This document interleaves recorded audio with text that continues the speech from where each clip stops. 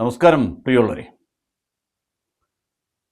അടുത്തൊരു വിമോചന സമരം തിരുവനന്തപുരത്ത് ഇന്ന് അരങ്ങേറി. പാളയം രക്തസാക്ഷി മണ്ഡപത്തിൽ നിന്ന് കിഴക്കേക്കോട്ട വരെ നഗരത്തിലെ നായന്മാരെല്ലാം കൂടി സതീശനെ തെറിവിളിച്ചുകൊണ്ടും പെരുന്നയിലെ സമുന്നതനായ സമുദായ ആചാര്യനും നേതാവുമായ പെരുന്നപ്പോപ്പ് സുകുമാരൻ നായർക്ക് ജയ് വിളിച്ചുകൊണ്ടും ഇന്ന് തിരുവനന്തപുരം നഗരം ചുറ്റി ഒരു പ്രതിഷേധ യാഥ നടത്തി. പ്രകടനം നടത്തി, ജാഥയല്ല പ്രകടനം. എന്താണ് കാര്യം? NSSന്റെ ജനറൽ സെക്രട്ടറി സുകുമാരൻ നായർക്ക് അപകീർത്തികരമായ രീതിയിൽ സതീശൻ കള്ളം പറഞ്ഞു എന്നുള്ളതാണ് ഒരാക്ഷേപം. NSSന്റെ ജനറൽ സെക്രട്ടറി സുകുമാരൻ നായർ വിളിച്ചപ്പോൾ ഇപ്പോൾ അല്ല ഞാൻ തിരിച്ചു വിളിച്ചോളാം എന്ന് പറയുകയനുസരിച്ച് തിരിച്ചു വിളിച്ചില്ല എന്നും പിന്നെ ഇതുവരെ എന്നെ വിളിച്ചിട്ടില്ല എന്ന് ആദ്യം കള്ളം പറഞ്ഞു.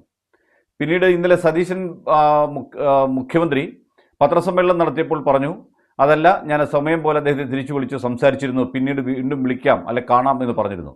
പിന്നീട് വിളിച്ചില്ല എന്നുള്ള ഒരു വിഷമം തീർക്കാൻ വേണ്ടി ഇന്നലെ പത്രക്കാരെ എല്ലാം വിളിച്ച് പത്രക്കാർക്ക് ചോദ്യങ്ങളും ചോദിക്കാനില്ല, അവിടെ പഞ്ചപുച്ഛമടക്കിയിരിക്കുകയാണ്. എല്ലാവരും ശാപ്പാട് കഴിച്ചിട്ട് പോകണമെന്ന് പറഞ്ഞു കാണുമായിരിക്കും. എന്തോ, ഞാൻ അവരെ കളിയൊക്കെയല്ല. എന്തായാലും സുഖുവേട്ടൻ വീണ്ടും പത്രസമ്മേളനം നടത്തി. പത്രസമ്മേളനം നടത്തിയപ്പോൾ സുരേഷ് ഗോപിയും സതീശനുമായിരുന്നു അദ്ദേഹത്തിൻ്റെ ലക്ഷ്യം.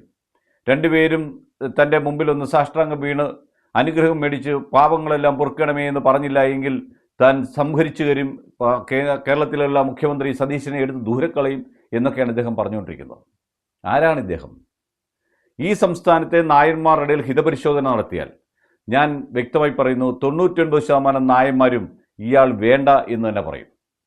മനുഷ്യന് പ്രായം കൂടുന്തോറും പക്വതയുണ്ടാകുകയും അഭിമാനബോധം ഉണ്ടാകുകയും വേണം. ഇത് നാട്ടുകാരെ കൊണ്ട് മൊത്തം തെറിവിളിപ്പിച്ചും ആൾക്കാരെ എല്ലാം നായന്മാർക്കെതിരെ തിരിക്കാനുള്ള നടപടിയാണ് ഇദ്ദേഹം ചെയ്തുകൊണ്ടിരിക്കുന്നത്. എന്തിനാണെന്ന് അറിയണ്ടേ? ഇദ്ദേഹത്തിൻ്റെ മകനെ അടുത്ത ജനറൽ സെക്രട്ടറി ആക്കാനുള്ള പണിയാണ് നടത്തിക്കൊണ്ടിരിക്കുന്നത്. ആരോഗ്യമുള്ള സമയത്ത് വളരെ സന്തോഷത്തോടുകൂടി മറ്റ് ആരെങ്കിലും ഒരാളിനെ ഇതിൻ്റെ ചുമതല ഏൽപ്പിച്ചിട്ട് തിരിച്ചിറങ്ങിപ്പോവുകയാണ് ആ സംഘടനയോട് താല്പര്യമുള്ളവൻ ചെയ്യേണ്ടത്. ഇദ്ദേഹം വന്നതിന് ശേഷം താഴോട്ട് പോയിട്ടുള്ള പ്രസ്ഥാനങ്ങളല്ലാതെ മറ്റൊന്നുമില്ല എന്ന് അല്പം മുമ്പ് ഞാൻ ഫേസ്ബുക്ക് പോസ്റ്റ് വായിച്ചപ്പോഴും കണ്ടു. എന്തുകൊണ്ടാണ് സതീശന് ഇയാളെ കാണണ്ട എന്ന് പറഞ്ഞതിൻ്റെ കാരണമെന്ന് പറഞ്ഞാൽ അത് വ്യക്തമായി അറിയാവുന്ന ഒരാളാണ് ഞാൻ. അത് പിന്നീട് ഒരു വീഡിയോയിൽ തന്നെ ഞാൻ സൂചിപ്പിക്കും. VD സതീശൻ എന്ന മുഖ്യമന്ത്രി വിചാരിച്ചാൽ വെള്ളാപ്പള്ളി നടേശൻ്റെ നാവടയും സുകുമാരൻ നായരുടെ നാവടയും എന്നുള്ള കാര്യം സുകുമാരൻ നായരുടെ ഹൈക്കോടതിയിലെ വക്കീൽ ഇയാളുടെ പറഞ്ഞിട്ടുണ്ടാകും എന്നാണ് ഞാൻ മനസ്സിലാക്കുന്നത്.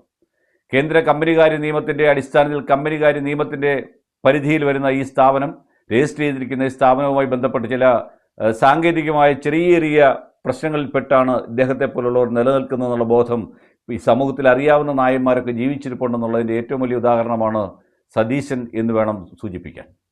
കേരളത്തിലെ 3.5 കോടി ജനങ്ങളുടെ മുഖ്യമന്ത്രിയായ സതീശൻ കേരളത്തിലെ ആബാലവൃദ്ധ ജനങ്ങളും അയാളെ മുഖ്യമന്ത്രിയാക്കാൻ വേണ്ടി സോഷ്യൽ മീഡിയയിലൂടെയും പത്രങ്ങളുടെയും ചാനലുകൾ ഉൾപ്പെടെയുള്ളവർ ആവശ്യപ്പെട്ടതനുസരിച്ചിട്ട് ഗത്യന്തരമില്ലാതെ കോൺഗ്രസ് നേതൃത്വം കേരളത്തിൻ്റെ മുഖ്യമന്ത്രിയാക്കിയ സതീശൻ്റെ അത്രയും അഭിമാനക്ഷതമോ അല്ലെ അഭിമാനമോ അതിൽ നിന്ന് അപ്പുറം ജനസമ്മതിയുള്ള ആളാണോ ഈ സുകുമാരൻ നായർ ചേട്ട എന്ന് ചോദിക്കണം. അപ്പൂപ്പാന്നാണ് വിളിക്കേണ്ടത്. ആലോചിച്ച് നോക്കണം. സതീശൻ എവിടെ ഇരിക്കുന്നു? സുകുമാരൻ നായർ എവിടെ ഇരിക്കുന്നു? കേരളത്തിൻ്റെ സമാരാധ്യനായ മുഖ്യമന്ത്രിയാണ് മുഖ്യമന്ത്രി സ്ഥാനം ഒഴിയുന്നിടം വരെ. മുഖ്യമന്ത്രി സ്ഥാനം ഒഴിഞ്ഞു കഴിഞ്ഞാൽ കേരളത്തിൻ്റെ മുൻ മുഖ്യമന്ത്രിയാണ്. ഇദ്ദേഹം ഒരു സാധാരണ ശക്തിയില്ലാത്ത പല്ലു പൊഴിഞ്ഞ ഒരു സിംഹം എന്ന് വേണേൽ പറയാം. സിംഹമൊന്നും പറയാൻ പറ്റില്ല. അദ്ദേഹം ഒരു ജീവിയുടെ പേരുച്ചരിച്ചല്ലോ, മന്ന സമാധിയിൽ കയറി നിരങ്ങുമെന്ന്.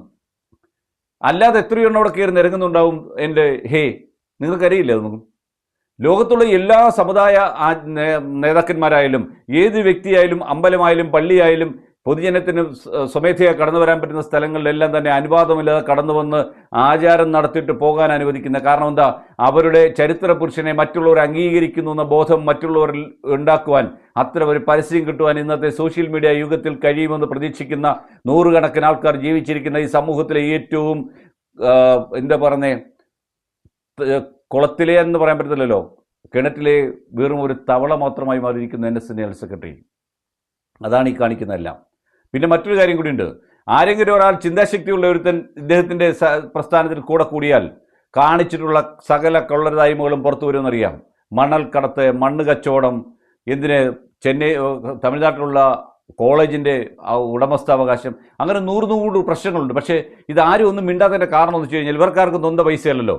ഈ നാട്ടിലെ പാവങ്ങളെ എത്രയോ കുടുംബക്കാർക്ക് ജീവിക്കാനുള്ള വസ്തുക്കൾ മന്നത്ത് ആചാര്യൻ നടന്ന് അവരോടൊക്കെ കെഞ്ചി പിടിയേരി മേടിച്ചും ഉണ്ടാക്കിയെടുത്ത പ്രസ്ഥാനം, നീരും ചോരയും നൽകി അദ്ദേഹം നടത്തിയൊരു പ്രസ്ഥാനം, സർവ്വജാതി മതസ്ഥരുടെയും ഉന്നമനത്തിനു വേണ്ടി ഉണ്ടാക്കിയ പ്രസ്ഥാനം, ഇവിടെ ജനിച്ചു വീഴുന്ന ഓരോ സമുദായ അംഗങ്ങൾക്കും മറ്റൊരു സംസ്ഥാന സർക്കാരിൻ്റെയോ കേന്ദ്ര ഗവൺമെൻറ് ജോലിക്ക് പോകാതെ ഈ പ്രസ്ഥാനത്തിൽ നിന്നുകൊണ്ട് ഈ പ്രസ്ഥാനത്തെ വളർച്ചയും അതോടൊപ്പം തന്നെ ജീവിതമാർഗവും കണ്ടെത്താൻ വേണ്ടി രൂപപ്പെടുത്തിയ ഒരു പ്രസ്ഥാനത്തിൻ്റെ നാശത്തിൻ്റെ അന്തകനായി നിൽക്കുന്ന ഈ മനുഷ്യന് ഇതിൻ്റെ ബോധമുണ്ടോ എന്നുള്ളതാണ് നമ്മൾ മനസ്സിലാക്കേണ്ടത്. അധികാരത്തിലിരിക്കുന്ന കക്ഷി ഏതാണെങ്കിലും അതിനോട് ചേർന്ന് നിന്നല്ലേ ഒട്ടി നിന്ന് അവരോട് സമദൂരമോ ഇയാൾക്ക് ഇഷ്ടമുള്ള ഏത് ദൂരം സ്വീകരിച്ചിട്ടായാലും സ്വന്തം സമുദായത്തിന് കിട്ടേണ്ടത് വാങ്ങിക്കൂട്ടാൻ കഴിയാത്ത കഴിവില്ലായ്മയുടെയും കെൽപ്പിന്മയുടെയും പ്രതീകമായ വാക്കുകളാണ് അദ്ദേഹത്തിൻ്റെ ചുണ്ടുകളിൽ നിന്ന് പുറത്തേക്ക് വരുന്നത്. ആ വമിക്കുന്നതൊക്കെ തന്നെ വിഷലിപ്തമായ വാക്കുകളാണ്. എത്രയൊക്കെ പറഞ്ഞാലും ഒരു കാര്യം പറയട്ടെ, ഞാൻ NSSലെ ഇദ്ദേഹത്തെയും സമുദായത്തിൻ്റെ വലിയ നേതാക്കന്മാരെയും കുറിച്ച് കുറച്ച് വീഡിയോ ചെയ്തിരുന്നു കഴിഞ്ഞ കുറേ നാളുകളായിട്ട്. 1,00,000 1.5 ലക്ഷം പേരൊക്കെ കണ്ട വീഡിയോ ഉണ്ട്. അമേരിക്കയിലുള്ള നായന്മാർ വരെ കണ്ടിട്ട് എനിക്ക് അദ്ദേഹം എന്നെ വിളിച്ചിരുന്ന ഒരാൾ. അതുകൊണ്ട് അവർ ഈ പ്രാവശ്യം എനിക്ക് കരയോഗക്കാർ ഒരു കലണ്ടർ ഫ്രീ എല്ലാ വർഷം കൊടുക്കുന്ന അതെനിക്ക് ഈ പ്രാവശ്യം തന്നില്ല. ആ പോട്ട് സാരമില്ല. എന്തായാലും ഈ പറഞ്ഞ മാന്യൻ ഡൽഹിയിലെ നായന്മാർ ഡൽഹിയിലെ എന്തുകൊണ്ടെന്ന് ചോദിച്ചപ്പോൾ ഡൽഹിയിലെ NSSും കേരളത്തിലെ NSസും യാതൊരു ബന്ധമില്ല എന്ന് പറഞ്ഞു.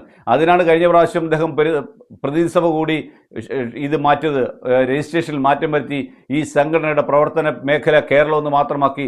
കേരളത്തിന് പുറത്തുനിന്ന് ബുദ്ധിയുള്ള ആരെങ്കിലും ഈ പ്രസ്ഥാനത്തിൻ്റെ ഭാഗമായിട്ട് അവിടുന്ന് കൂടുതൽ പ്രതിനിധിസഭാ അംഗങ്ങളെ കൊണ്ട് ഇങ്ങോട്ട് വന്നാൽ തൻ്റെയും തൻ്റെ മകൻ്റെയോ മകളുടെയോ തൻ്റെ പിൻഗാമിയുടെയോ ഒക്കെ സ്ഥാനം തെറിക്കുന്നാൽ പേടി കൊണ്ടാണ് ഇയാൾ ഇങ്ങനെ നിൽക്കുന്നത് മനസ്സിലാക്കണം. ഏത് പ്രസ്ഥാനവും പടർന്ന് പന്തലിക്കാൻ വേണ്ടി ആഗ്രഹിക്കുന്നവരാണ് അതിൻ്റെ നേതാവ്. അല്ലാതെ ഇപ്പോൾ ഉദാഹരണത്തിന് മമതാ ബാനർജി എടുക്കാം. അവർ വെസ്റ്റ് ബംഗാളിലെ മുഖ്യമന്ത്രി ആയിരിക്കുന്ന സമയത്ത് മറ്റ് സംസ്ഥാനങ്ങളിൽ ഭരണം പിടിക്കാൻ നോക്കി, പാർട്ടിയെ വളർത്തി. എന്തിന് അരവിന്ദ് കെജ്രിവാൾ ഇപ്പോൾ പഞ്ചാബ് ഭരിക്കുന്ന അങ്ങനെയാണ്. അങ്ങനെ ഓരോ സംസ്ഥാനത്തേക്കും രാഷ്ട്രീയ പാർട്ടികളായാലും സമുദായ സംഘടനകളായാലും മറ്റ് ഏത് സംഘടനയായാലും അവരെ വികസിപ്പിച്ച് കൊണ്ടുപോകുന്ന സമയത്ത് ഇദ്ദേഹം ഇന്ത്യയുടെ നാനാഭാഗങ്ങളിലുള്ള നായർ സമുദായങ്ങൾ നല്ല കൃത്യമായ രീതിയിൽ വൃത്തിയോടുകൂടി അവിടെ എല്ലാ രീതിയിലും സത്സംഗങ്ങളും ക്ലാസ്സുകളും ഉപന്യാസങ്ങളും കുട്ടികൾക്ക് വേണ്ട കാര്യങ്ങളും മതപഠനശാലകളും ഒക്കെ നടത്തിക്കൊണ്ടിരിക്കുമ്പോൾ ഇദ്ദേഹം കേരളത്തിലെ ചുരുക്കിക്കൊണ്ടുവരികയാണ്. എല്ലാം സ്വന്തമാക്കിയിട്ട് അവസാനം ഇത് തൻ്റെ സ്വന്തം കറക്ക് കമ്പനിയാണെന്ന് പറയാൻ വേണ്ടി ശ്രമിക്കുന്ന സമയത്താണ് കേരളത്തിൻ്റെ ആരാധ്യനായ മുഖ്യമന്ത്രിയും കേരളത്തിൻ്റെ ആരാധ്യനായ മറ്റൊരു MPയെയും അപമാനിക്കുന്നതിൽ സംസാരിച്ചത്. ഇവർ രണ്ടുപേരും നായർ സമുദായാംഗങ്ങളായതുകൊണ്ടല്ലേ ഇയാൾ കയറി ചൊരുങ്ങിയത്. അല്ലാതെ കേരളത്തിൻ്റെ മുഖ്യമന്ത്രി വേറൊരു സമുദായാംഗമായിരുന്നു ഇങ്ങനെ കയറി ചൊറിയില്ല. കാരണം അവരുടെ പാർട്ടിക്കാർക്ക് ഇവരെ വേണം. പക്ഷേ ഒരു കാര്യം ഓർക്കണം, ഈ BJPക്കാരനോടും ഈ കോൺഗ്രസ്സുകാരനോടും എനിക്ക് പറയാനുള്ളത്, ഇങ്ങനെ പറഞ്ഞാൽ ഈ ലോകത്ത് ഒരു നായർ വോട്ട് ചെയ്യില്ല. ഒരു സംശയമില്ല അക്കാര്യത്തിൽ. ഇദ്ദേഹത്തിൻ്റെ മകനെയോ മകളെയോ കൊണ്ട് നിർത്തിയിട്ട് ഇവൻ വോട്ട് ചെയ്യാൻ പറഞ്ഞാൽ ഒരുത്തിനും വോട്ട് ചെയ്യത്തില്ല. രാവിലെ 8 മണിക്ക് മുമ്പ് തോൽപ്പിച്ചു വിടുന്ന സംസ്ഥാനം ആൾക്കാരുള്ള ഈ നാടാണിതുള്ളത്. മന്നത്ത് പത്മനാഭൻ എന്ന ആചാര്യൻ്റെ പേര് കളയാൻ വേണ്ടി വന്ന ഒരു മനുഷ്യനെന്നതിനപ്പുറം ഇയാൾക്ക് യാതൊരു വിലയും നിലയും ഈ സമുദായത്തിലും സമൂഹത്തിലും ഇല്ല. എന്നിട്ട് പോലും ഇങ്ങനെ കിടന്ന് കടിച്ചു തൂങ്ങി ആവശ്യമില്ലാത്ത രീതിയിൽ കേരളത്തിൻ്റെ മുഖ്യമന്ത്രിയെ അപമാനിക്കുകയായിരുന്നു. ഇന്ത്യൻ പാർലമെൻറ്റിൽ തിരഞ്ഞെടുക്കപ്പെട്ട വൻ ഭൂരിപക്ഷവും ജയിക്കപ്പെട്ട തൃശ്ശൂരിൻ്റെ MP അപമാനിക്കുകയാണ് ചെയ്തത്. അവിടെ സുരേഷ് ഗോപിയും സതീശനും ഒന്നല്ലുള്ളത്. VD സതീശൻ എന്ന വാക്കിൻ്റെ അർത്ഥം ഇപ്പോൾ അയാൾ കേരളത്തിൻ്റെ മുഖ്യമന്ത്രിയാണ്. ശ്രീ സുരേഷ് ഗോപി എന്ന് പറഞ്ഞാൽ അയാൾ കേരളത്തിൽ നിന്ന് ലോകസഭയിലേക്ക് പോയ ഒരു MP-യാണ്, കേന്ദ്രമന്ത്രിയാണ്. ഇവരോട് തുല്യം ചേർക്കുന്ന സമയത്ത് എവിടെയാണ് ഇദ്ദേഹത്തിൻ്റെ സ്ഥാനമെന്ന് ഇദ്ദേഹം മനസ്സിലാക്കുന്നില്ല. അനാവശ്യമായി പൊക്കിക്കൊണ്ട് നടക്കുകയും ആവശ്യമില്ലാത്ത കാര്യങ്ങളൊക്കെ ചെയ്തു കൊടുത്തതിൻ്റെ പുറത്താണ് ഈ അനുഭവിച്ചുകൊണ്ടിരിക്കുന്നതെന്ന് വേണം ഈ രാഷ്ട്രീയക്കാർ മനസ്സിലാക്കാൻ. അതുകൊണ്ട് പെരുന്നപ്പോപ്പിനെ പേടിച്ച് അടുത്ത വിമോചന സമരം പേടിച്ച് ഉടൻ തന്നെ VD സതീശനും സുരേഷ് ഗോപിയും കൂടി പെരുന്നയിൽ പോകും. അദ്ദേഹത്തിൻ്റെ കാലിൽ സാഷ്ടാംഗം വീഴും. പിന്നെ വെറ്റയും പാക്കും വെച്ച് വീണ്ടും മാപ്പപേക്ഷിക്കും. അതിനുശേഷം ഉവ്വ് എന്ന് പറഞ്ഞ് പോരും എന്നാണ് ഏറ്റവും അവസാനം വാർത്താ ഏജൻസി റിപ്പോർട്ട് ചെയ്യുന്നത് എന്ന് മാത്രമേ ഞാൻ സൂചിപ്പിക്കാനുള്ളൂ. നന്ദി, നമസ്കാരം.